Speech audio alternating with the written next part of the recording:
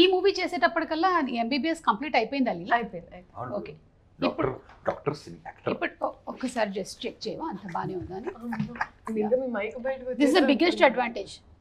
మీ pulse check చేయమంటున్నారు. ఉందా? ఏమని కొట్టుకుంటుంది? సినిమానా? టీవీ అనా? మాస్ జాతర 31st అని. వచ్చేసావు నువ్వు ప్రమోషన్స్ మోడ్లోకి కంప్లీట్గా. అవును రవితేజ గారు, మీరు పోలీస్ క్యారెక్టర్స్ అయితే చాలా డిఫరెంట్ క్యారెక్టర్స్ చూసేసాము, మీరు చేశారు. How different is this?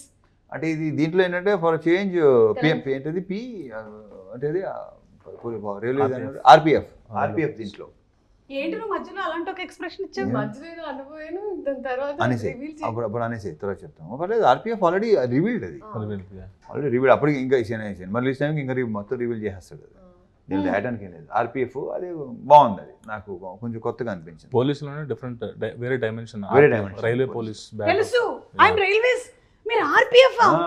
Oh my god, my నాన్నగారు క్యాషియర్, డిపిఎం, ఆర్పిఎఫ్ అందరూ ఫ్రెండ్స్ ఉండేవాళ్ళు నాన్నకి.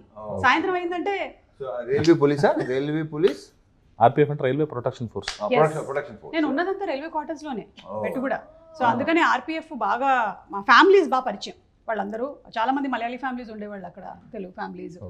రైల్వే క్యారెక్టరా అసలు ఒక్కసారికి మళ్ళీ నాకు నా రైల్వేస్, నా రైల్వే క్వార్టర్స్, రైల్వే హాస్పిటల్ అన్ని గుర్తొచ్చేసింది నాకు. ఇది తెలియలేదు అసలు, ఇది కదా అసలు స్టోరీ అంటే.